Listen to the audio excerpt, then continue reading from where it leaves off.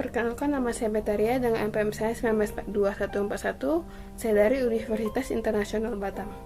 Perkenalkan, nama saya Diana Rosemary, MPM 19421036. Perkenalkan, nama saya Viana, MPM 1942037. Hai, perkenalkan, nama saya Catherine, MPM 1942116. Jadi sebelum saya akan menjelaskan apa itu SPT tahunan, saya akan menjelaskan apa itu SPT. Surat pemberitahuan atau SPT merupakan surat yang digunakan untuk melaporkan perhitungan atau melakukan pembayaran wajib pajak dan garing atau bukan wajib pajak, harta serta kewajiban yang dimiliki seseorang sesuai dengan peraturan perundang-undangan yang berlaku. Nah, kemudian untuk SPT tahunan merupakan SPT yang digunakan untuk yang dibayarkan untuk 1 tahun pajak dan garing atau bagian dari 1 tahun pajak.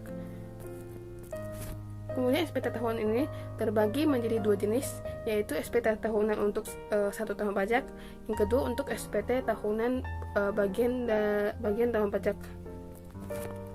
Kemudian untuk bentuk dari SPT itu bisa terbentuk dalam dokumen elektronik atau e-filing yang bisa kita isi dari Google Chrome atau e-web. Kemudian yang kedua itu adalah bentuk hard copy atau selembar kertas. Siapa saja yang wajib melaporkan laporan SPT? Orang yang wajib melaporkan laporan SPT adalah seluruh warga negara Indonesia yang berstatus sebagai wajib pajak, terutama yang memiliki penghasilan di atas 4,5 juta per bulan atau 45 juta per tahun. Siapa saja? Kapan laporan SPT dapat dilakukan? Laporan SPT tahun lalu dapat dilaporkan pada tahun ini mulai dari bulan Januari sampai dengan paling akhir 31 Maret 2021 ini. Laporan SPT dapat dilakukan 4 cara, tapi paling gampang ada 2. Pertama, yaitu mendatangi kantor pajak, atau yang kedua dengan melakukan FID. Saya akan menjelaskan mengapa kita harus melaporkan SPT tahunan.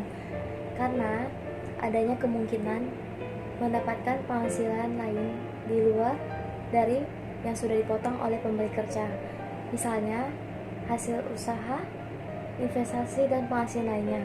Keduanya intinya, misalnya wajib pajak ini ada penambahan aset atau harta, contohnya pembelian rumah, tanah, atau pertanian baru pada tahun berjalan.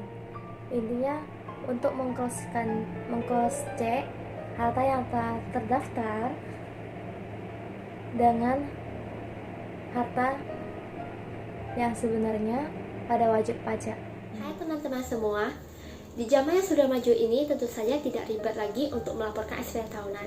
Kita bisa melaporkan SPT tahunan kita secara online melalui e-filing yang ada dalam DJP Online Pajak.